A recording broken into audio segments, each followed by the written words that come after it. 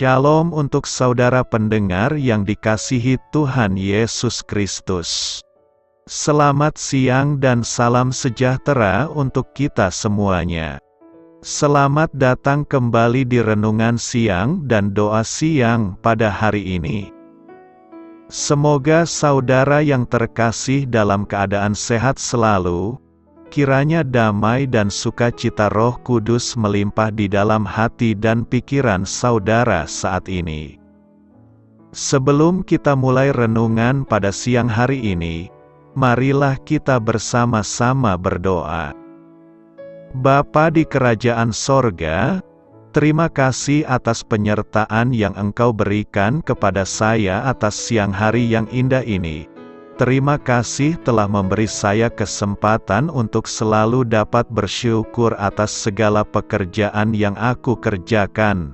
Maka dari itu, saya mohon sertailah selalu diri ini sepanjang hari ini. Terima kasih atas berkat Tuhan hingga saat ini aku masih bisa merasakan kebaikan Tuhan dan buatlah agar bibirku selalu mengucap syukur kepadamu.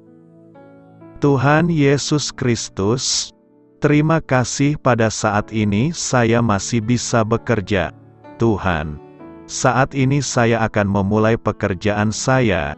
Berkatilah pekerjaan ini dan sertailah sepanjang saya selama bekerja pada hari ini, agar menjadi berkat bagiku, bagi keluargaku dan juga tempat saya bekerja. Berkati seluruhnya di siang hari ini agar berjalan dengan baik dan menjadi berkat untuk kami jalani bersama dengan anak Tuhan yang lainnya. Dalam nama Tuhan Yesus, aku berdoa. Amin. Sahabat pendengar sekalian, bacaan renungan dan ayat temas Alkitab renungan kita siang hari ini dimulai. Nats bacaan kita siang hari ini adalah, apapun yang kamu minta dalam namaku, aku akan melakukannya, supaya Bapa dimuliakan di dalam Anak. Tertulis di dalam kitab Yohanes 14 ayat 13, judul renungan kita hari ini adalah Doa Kereta Kuda. Bacaan kita pada siang ini terambil dari kitab Yohanes 15 ayat 7 sampai dengan ayat 14. Jikalau kamu tinggal di dalam aku dan firmanku tinggal di dalam kamu, mintalah apa saja yang kamu kehendaki, dan kamu akan menerimanya. Dalam hal inilah Bapa-Ku dipermuliakan, yaitu jika kamu berbuah banyak dan dengan demikian kamu adalah murid-murid-Ku. Seperti Bapa telah mengasihi aku, demikianlah juga aku telah mengasihi kamu. Tinggallah di dalam kasih-Ku itu.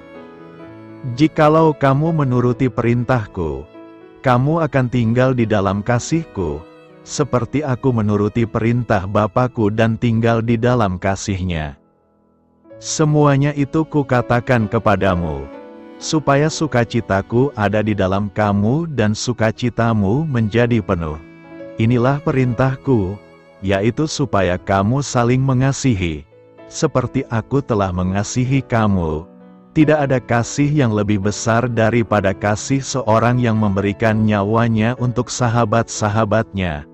Kamu adalah sahabatku, jikalau kamu berbuat apa yang kuperintahkan kepadamu.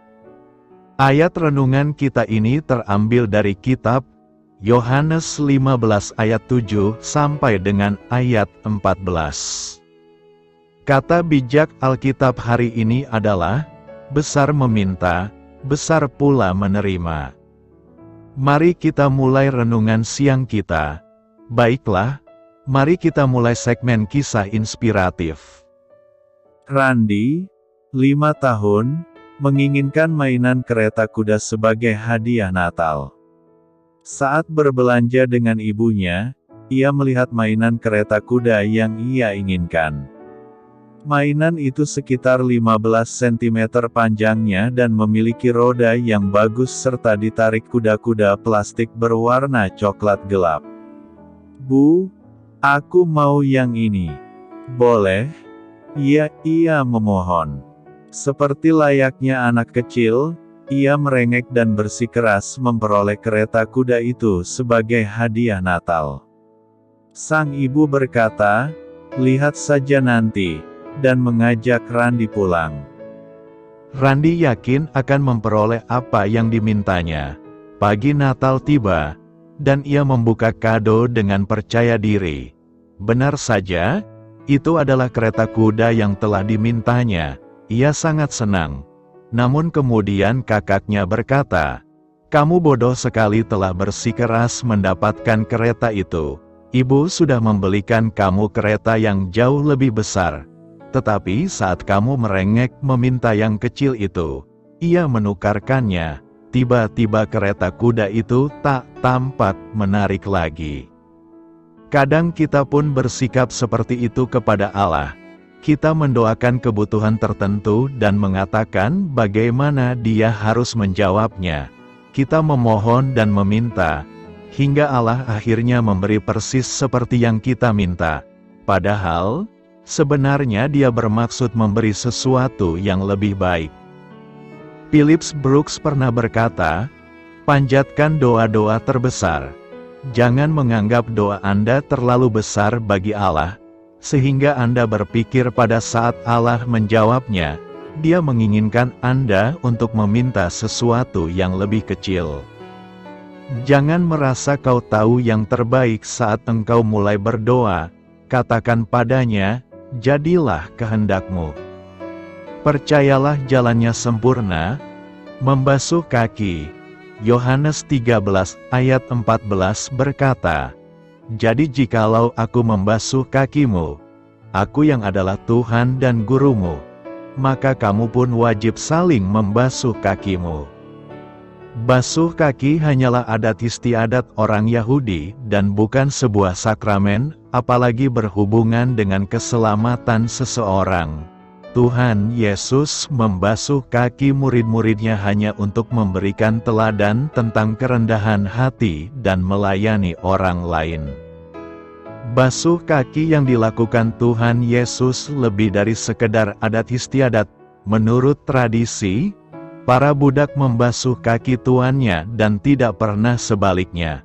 Namun, Tuhan membasuh kaki murid-muridnya walaupun Dia adalah Tuan mereka. Petrus, yang tidak menyadari pentingnya basuh kaki ini, menolak untuk dibasuh oleh Tuhan. Basuh kaki berhubungan langsung dengan keselamatan atas dasar-dasar berikut. Yesus memberitahukan kepada Petrus, "Jikalau aku tidak membasuh engkau, engkau tidak mendapat bagian dalam aku." Menerima basuh kaki berarti memiliki bagian di dalam Tuhan. Basuh kaki yang seperti ini bukanlah sekedar adat istiadat belaka. Yesus juga berkata, "Barang siapa telah mandi, ia tidak usah membasuh diri lagi selain membasuh kakinya, karena ia sudah bersih seluruhnya." Orang yang telah dibaptis juga perlu menerima basuh kaki. Walaupun sebelumnya merupakan adat istiadat, basuh kaki telah menjadi sebuah sakramen yang membawa kekuatan rohani yang besar dan berpengaruh setelah Tuhan Yesus melakukannya, menjelaskan maknanya dan khasiatnya, serta memerintahkan para murid untuk melakukan hal yang serupa. Basuh kaki tidak dapat dianggap sebagai sakramen.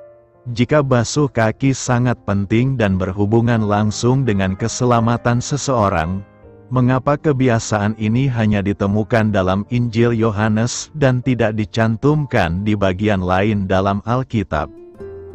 Walaupun pada kenyataannya basuh kaki hanya ditemukan dalam Injil Yohanes, hal tersebut masih tetap harus dilaksanakan dan hubungannya dengan keselamatan masih berlaku.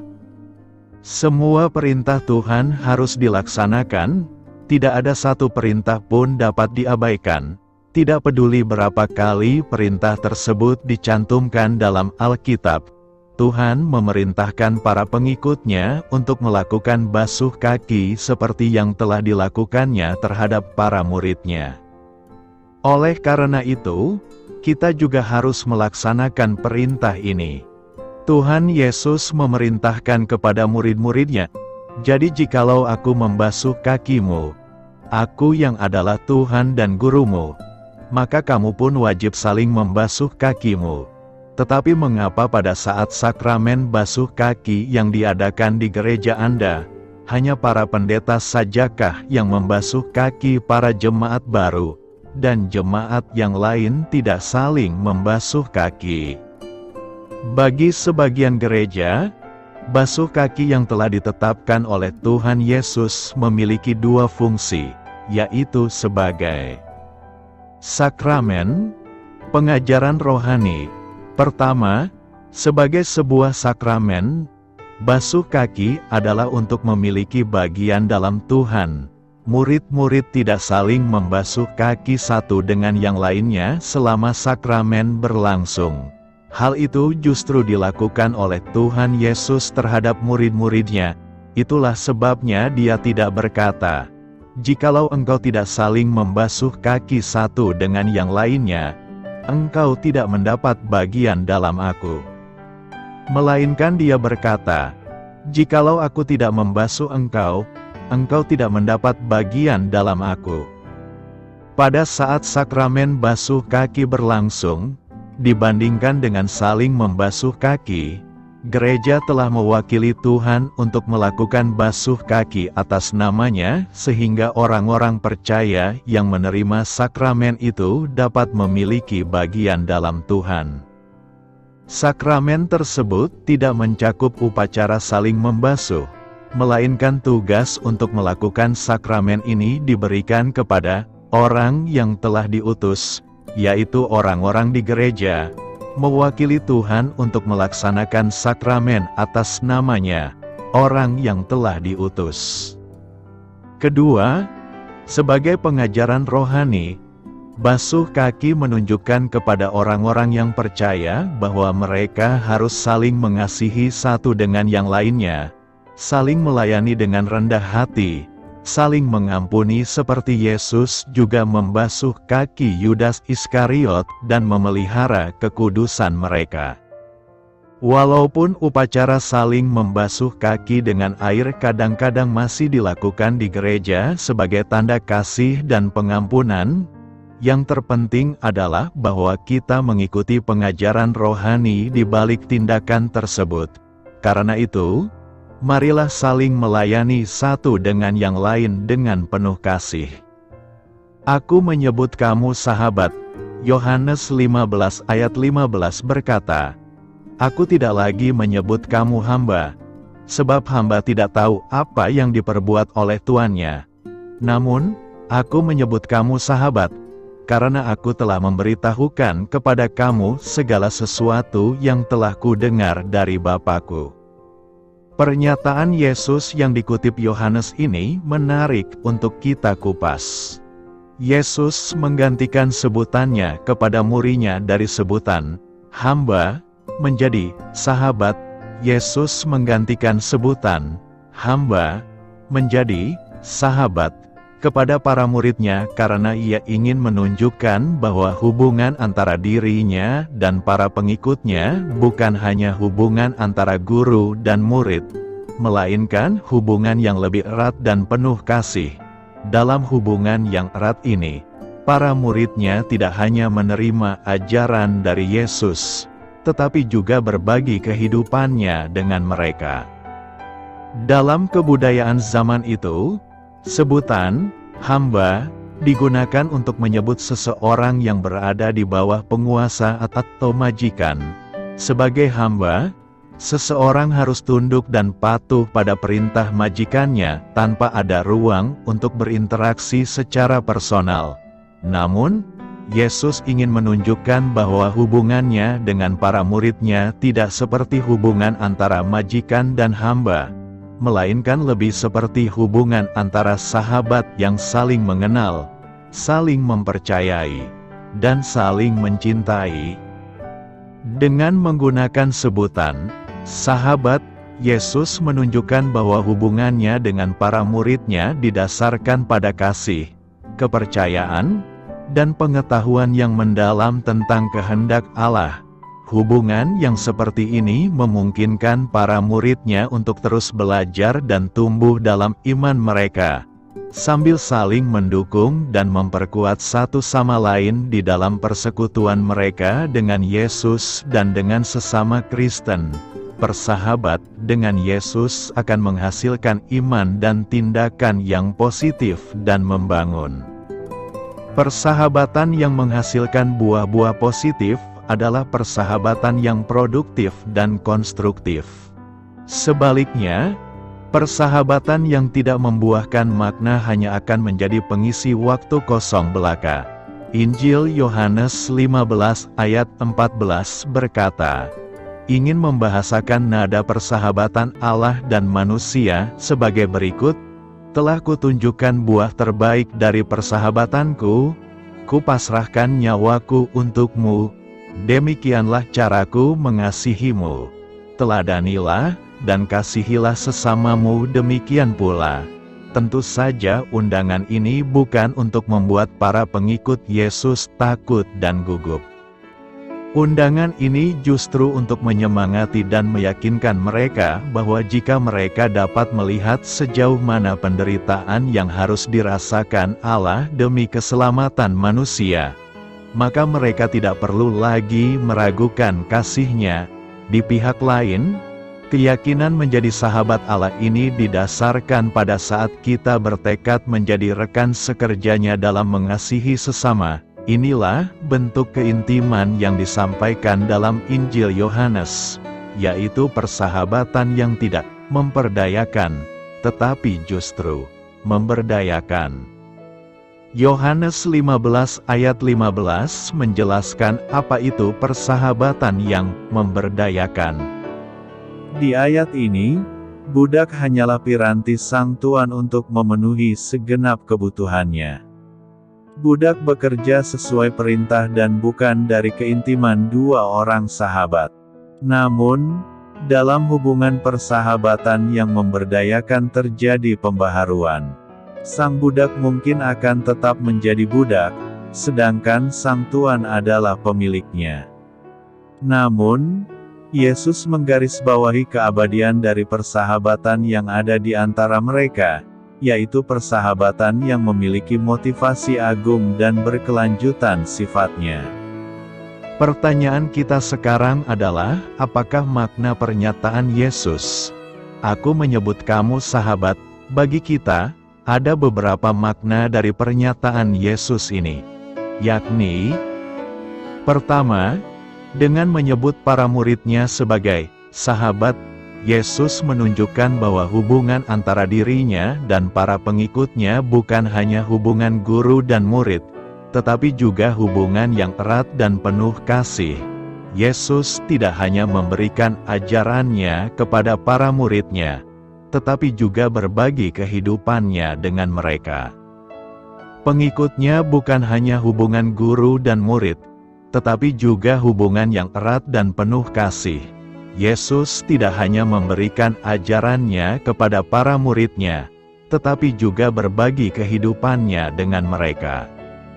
Kedua, Yesus menyatakan bahwa para murid-Nya adalah sahabat-Nya karena Ia telah memberitahukan kepada mereka segala sesuatu yang Ia dengar dari Bapa-Nya. Ini menunjukkan bahwa para murid-Nya tidak hanya menerima ajaran dari Yesus, tetapi juga memahami rahasia-rahasia kerajaan Allah yang hanya dapat diterima oleh orang-orang yang dekat dengan Allah. Ketiga, pernyataan ini juga menunjukkan bahwa hubungan antara Yesus dan Bapa-Nya sangatlah intim dan bahwa Yesus memiliki pengetahuan yang mendalam tentang kehendak Bapa-Nya. Dengan memberitahukan segala sesuatu yang Ia dengar dari Bapa-Nya kepada para murid-Nya, Yesus memperlihatkan bahwa Ia adalah utusan Allah yang setia dan bahwa Ia memiliki kuasa untuk mengajarkan kebenaran Allah kepada orang-orang. Memiliki sahabat sangatlah berarti dalam hidup, terlebih jika kita menjalin persahabatan dengan Tuhan. Selama ini mungkin kita hanya mengenal Yesus sebagai Bapa, Raja atau Juru Selamat. Namun apakah kita sudah mengenal Dia sebagai sahabat? Mungkinkah kita bersahabat dengan Tuhan? Sangat mungkin. Ayat Nas menegaskan bahwa Tuhan menyebut anak-anaknya sebagai sahabat, sebab Ia ingin selalu dekat dengan kita. Dia ingin berbicara dari hati ke hati dengan kita, ingin bergaul karib dengan kita, bahkan Ia memberikan nyawanya untuk kita. Tapi kita sering menjauh darinya dan tak pernah punya waktu untuk Dia. Menjadi sahabat Tuhan adalah bila kita melakukan apa yang Tuhan perintahkan. Karena itu, jadilah sahabat yang baik bagi Tuhan dan sesama manusia. Hubungan pokok anggur dan rantingnya. Yohanes 15 ayat 5 berkata, "Akulah pokok anggur dan kamulah ranting-rantingnya. Barang siapa tinggal di dalam aku dan aku di dalam dia, ia berbuah banyak, sebab di luar aku kamu tidak dapat berbuat apa-apa." Hubungan antara pokok anggur dan ranting dipakai oleh Tuhan Yesus untuk menceritakan hubungan antara dirinya dan murid-muridnya. Pemeliharaan anggur adalah suatu aspek kehidupan di Israel yang dimengerti oleh segala lapisan masyarakat Israel. Baik Bilangan 13 ayat 20 maupun Ulangan 6 ayat 11 menyatakan bahwa pemeliharaan tanaman anggur sudah umum di Kanaan sebelum umat Israel masuk ke sana. Pegunungan Yudea dan Samaria tidak kondusif bagi tanaman gandum, tetapi sangat kondusif bagi tanaman anggur, dan sampai sekarang masih terlihat lobang-lobang tempat pemerasan anggur di sana. Dalam 1 Raja-Raja 4 ayat 25 ungkapan, masing-masing di bawah pohon anggur dan pohon aranya, menceritakan kehidupan yang tenteram. Orang yang telah membuka kebun anggur, tetapi belum mengecap hasilnya, diperbolehkan pulang ke rumahnya, supaya jangan ia mati dalam pertempuran dan orang lain yang mengecap hasilnya. Dalam Ulangan 20 ayat 6. Dalam kehidupan petani anggur di Israel, ranting-ranting yang tidak dapat berbuah dipangkas pada bulan Februari atau Maret. Pembersihan ini kadang menjadi begitu drastis sehingga hanya pokok anggur saja yang tinggal, dan semua ranting yang ada dibuang. Pada bulan Agustus, setelah daun-daun pohon anggur muncul, tahap pembersihan yang kedua dilakukan. Tunas-tunas kecil dipangkas, supaya getah tanaman lebih kuat mengalir pada ranting yang akan berbuah. Tanaman anggur dipangkas supaya getah tidak mengalir pada daun-daun dan ranting-ranting yang tidak berguna bagi sang pemilik kebun anggur itu. Dalam perumpamaan atau kiasan ini, Tuhan Yesus menggambarkan dirinya sebagai pohon anggur yang benar, dan murid-muridnya sebagai ranting-rantingnya. Dengan tetap terpaut padanya sebagai sumber kehidupan, mereka dapat menghasilkan buah. Allah dilukiskan sebagai tukang kebun yang memelihara ranting-ranting itu supaya tetap berbuah. Allah mengharapkan agar kita semua berbuah. Dalam ayat 5 ini, kita menemukan ungkapan yang senada dengan ayat 4, yaitu, "Barang siapa tinggal di dalam aku." Kata yang diterjemahkan, tinggal, ini berasal dari kata kerja Yunani meno. Secara harfiah berarti berdiri tetap dan bukan sekedar tinggal, dengan pasif dan tidak menghasilkan apa-apa, tetapi tinggal melekat, tetap menancap kepada sang pokok anggur, untuk bersiap sedia menghasilkan buah. Murid-murid Kristus harus bersatu dengan sumber kehidupan agar terus hidup. Mereka tidak akan menghasilkan buah jika terlepas dari persatuan dan persekutuan dengan Tuhan Yesus yang adalah sumber hidup. Tuhan Yesus pernah bersabda dalam Yohanes 14 ayat 6, "Akulah hidup." Hal ini hendak menyatakan bahwa ranting yang terputus dengan pohonnya adalah ranting yang tak ada kehidupan. Nas hari ini tegas dinyatakan bahwa Tuhan Yesus mengajarkan kepada para murid, bahwa Dialah pohon anggur yang sejati.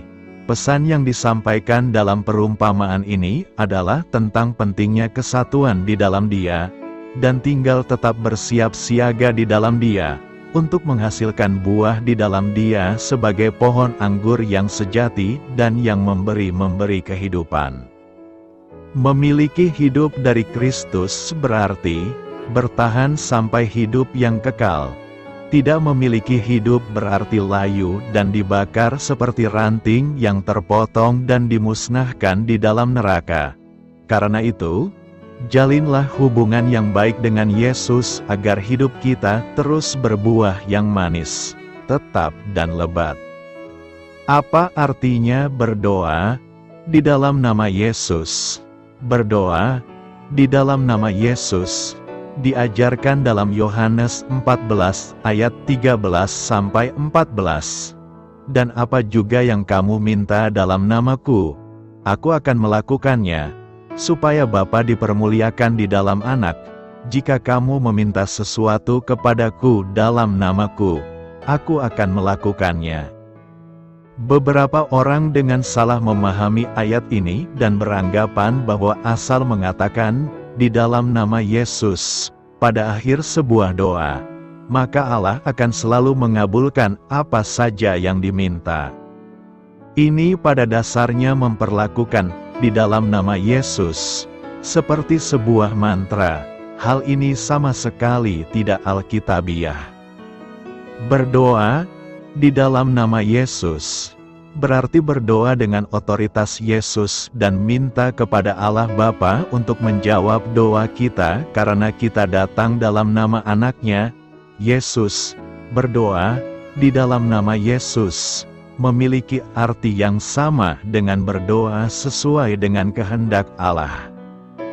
Dan inilah keberanian percaya kita kepadanya, yaitu bahwa Ia mengabulkan doa kita, jikalau kita meminta sesuatu kepadanya menurut kehendak-Nya, dan jikalau kita tahu bahwa Ia mengabulkan apa saja yang kita minta, maka kita juga tahu bahwa kita telah memperoleh segala sesuatu yang telah kita minta kepadanya. Berdoa di dalam nama Yesus berarti berdoa untuk hal-hal yang menghormati dan memuliakan Yesus. Mengucapkan di dalam nama Yesus pada akhir dari doa bukanlah sebuah mantra. Jika apa yang saudara minta dalam doa bukanlah untuk kemuliaan Allah dan bukan sesuai dengan kehendak-Nya, mengatakan di dalam nama Yesus tidak ada artinya. Yang terpenting adalah berdoa dengan sungguh-sungguh dalam nama Yesus dan bagi kemuliaan-Nya, bukan sekedar menempelkan kata-kata tertentu pada akhir dari doa. Dalam doa, bukan kata-katanya yang penting, tapi maksud dari doa itu. Berdoa untuk hal-hal yang sesuai dengan kehendak Allah itu pada hakikatnya sudah berdoa di dalam nama Yesus. Apakah artinya tinggal di dalam Kristus? Tinggal berarti berlanjut hidup di dalam Kristus. Ketika seseorang diselamatkan, ia digambarkan sebagai di dalam Kristus, berhubungan secara permanen bersamanya dengan aman. Jadi, tinggal di dalam Kristus bukan satu tingkatan khusus dari kekristenan, yang terbatas pada orang-orang dewasa rohani saja, melainkan, ialah posisi semua umat percaya. Perbedaan di antara mereka yang tinggal di dalam Kristus dan mereka yang tidak tinggal di dalam Kristus tidak lain dari perbedaan orang selamat dengan orang belum selamat. Konsep tinggal di dalam Kristus ini diajarkan dalam 1 Yohanes 2 ayat 5-6, yang disamakan dengan istilah mengenal Kristus. Pada pasal yang sama, Yohanes menyamakan tetap tinggal di dalam Bapa dan Putra dengan memiliki janji kehidupan kekal. Secara alkitabiah, tinggal di dalam, tetap tinggal, dan mengenal Kristus merujuk kepada hal yang sama, yaitu keselamatan. Ungkapan tinggal di dalam Kristus menggambarkan sebuah hubungan yang dekat, bukan sekedar pengenalan secara luaran saja. Di dalam 1 Yohanes 15 ayat 4-7, Yesus memberitahu para rasulnya bahwa mereka harus menarik sumber kehidupan dari dirinya, dengan menggunakan kiasan pokok dan ranting anggur. Tinggallah di dalam aku dan aku di dalam kamu. Sama seperti ranting tidak dapat berbuah dari dirinya sendiri, kalau ia tidak tinggal pada pokok anggur, demikian juga kamu tidak berbuah, jikalau kamu tidak tinggal di dalam aku. Akulah pokok anggur dan kamulah ranting-rantingnya. Barang siapa tinggal di dalam aku dan aku di dalam dia, ia berbuah banyak, sebab di luar aku kamu tidak dapat berbuat apa-apa. Barang siapa tidak tinggal di dalam aku, ia dibuang keluar seperti ranting dan menjadi kering. Kemudian dikumpulkan orang dan dicampakkan ke dalam api lalu dibakar. Jikalau kamu tinggal di dalam aku dan firman-Ku tinggal di dalam kamu, mintalah apa saja yang kamu kehendaki, dan kamu akan menerimanya. Tanpa keterhubungan hayati dengan Kristus yang diperoleh melalui keselamatan, tidak akan ada kehidupan dan produktivitas. Di tempat lain, Alkitab menggambarkan hubungan kita dengan Kristus seperti tubuh yang terhubung dengan kepala, sebuah hubungan esensial. Ada beberapa orang yang mengartikan himbauan Yohanes 15 ayat 6, orang yang tidak tinggal di dalamnya akan dibuang, menjadi kering, dan dibakar, sebagai himbauan bahwa umat Kristus dapat kehilangan keselamatannya. Dalam kata lain, mereka sedang mengajukan bahwa orang bisa selamat namun tidak tinggal di dalamnya. Kemudian mereka akan dicampakkan. Hal ini mungkin benar andai kata konsep tinggal ini terpisah dari keselamatan, di mana hubungan dekat dengan Kristus harus dipertahankan setelah diselamatkan. Alkitab menjelaskan bahwa keselamatan datangnya sebagai anugerah dan dipertahankan juga oleh kasih karunia-Nya. Dan juga, jika sebuah ranting dapat jatuh dari pokoknya, sehingga keselamatan dapat hilang, maka ada bagian ayat lainnya yang bertentangan. Cara terbaik menafsirkan kiasan ini sebagai berikut: Yesus adalah pokok yang benar. Para ranting yang tinggal di dalamnya adalah mereka yang keselamatannya sejati. Mereka mempunyai hubungan yang benar-benar menghidupkan dengan Sang Juru Selamat.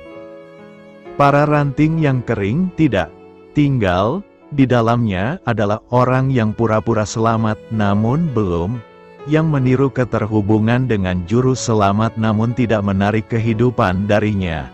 Pada akhirnya, mereka yang palsu akan terbukti, mereka tidak terhubung dengan Yesus.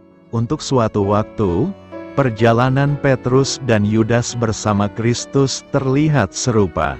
Namun Petrus terhubung dengan sang pokok anggur, tidak demikian dengan Yudas. Yohanes menyampaikan prinsip ranting kering ini dengan cara berikut: memang mereka berasal dari antara kita, tetapi mereka tidak sungguh-sungguh termasuk pada kita. Sebab jika mereka sungguh-sungguh termasuk pada kita, niscaya mereka tetap bersama-sama dengan kita. Tetapi hal itu terjadi, supaya menjadi nyata, bahwa tidak semua mereka sungguh-sungguh termasuk pada kita. Salah satu bukti keselamatan adalah ketekunan, atau tinggal secara berkelanjutan dalam Kristus. Orang yang selamat akan terus berjalan dengan Kristus. Allah akan menyelesaikan karyanya di dalam mereka, dan pada akhirnya mereka akan menghasilkan buah yang banyak bagi kemuliaan Allah. Mereka yang pergi, yang berpaling dari Kristus, dan yang tidak berlanjut tinggal bersamanya membuktikan ketiadaan iman mereka. tinggal di dalam Kristus tidak menyelamatkan kita, melainkan menyediakan bukti akan keselamatan kita. Bukti tinggal di dalam Kristus, bukti bahwa seseorang benar-benar selamat dan tidak hanya pura-pura, antara lainnya adalah ketaatan kepada perintah Kristus, mengikuti teladan Yesus, hidup bebas dari dosa kebiasaan dan kesadaran terhadap adanya Roh Kudus yang berdiam di dalam hati seseorang. Selamat berkarya untuk Tuhan, selamat memulai karya dalam minggu ini untuk Tuhan. Doa saya menyertai saudara sekalian. Saya memberkati Anda agar sewaktu Anda mencarinya dari Dia, Bapa Surgawi Anda akan memberikan bagi Anda roti harian Anda. Dalam nama Yesus Kristus, Tuhan yang berkuasa atas alam semesta dan menuntun kita kepada iman yang menyelamatkan, Tuhan Yesus menyertai senantiasa. Tuhan memberkati. Amin.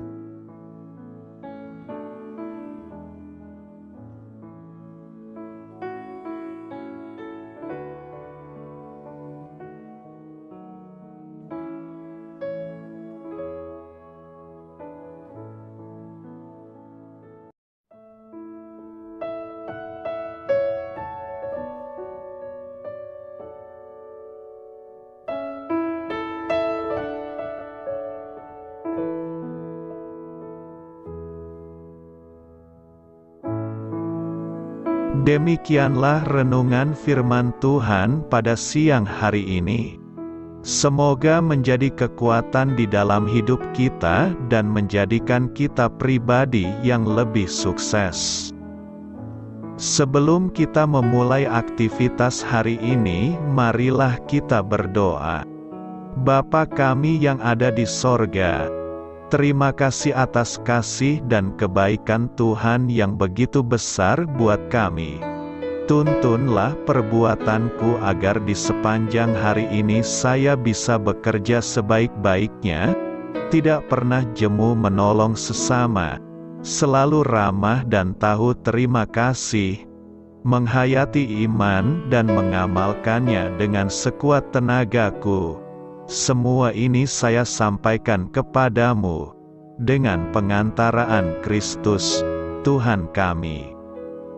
Allah, Bapa kami bersyukur kepadamu, bahwa dengan bekerja kami boleh ambil bagian di dalam karya-Mu mensejahterakan dan membahagiakan umat manusia.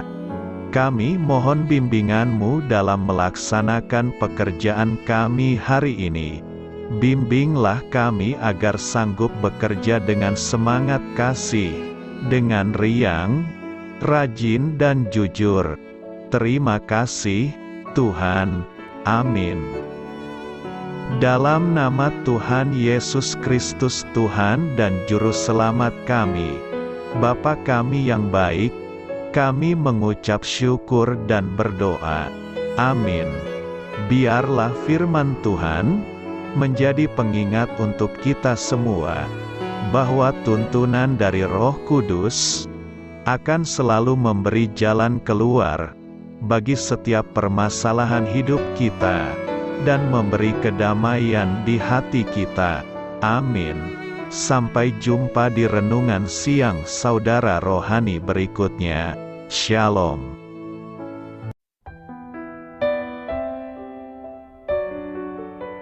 Halo untuk semua pendengar saudara rohani yang terkasih di dalam nama Tuhan Yesus Kristus dimanapun berada. Mari dukung kami, tim redaksi Renungan Harian Saudara Rohani dengan cara memberikan bantuan, kritik dan masukan. Saudara dapat memberikan masukan melalui kolom komentar di bawah atau mengirim kepada kami langsung melalui email yang tertera di layar Anda, saudararohani@gmail.com. Jika saudara terberkati melalui renungan ini, saudara dapat mendoakan kami dan memberikan bantuan lainnya dengan mengirim email kepada kami. Saya berdoa agar saudara sekalian bahagia dan sehat selalu. Amin.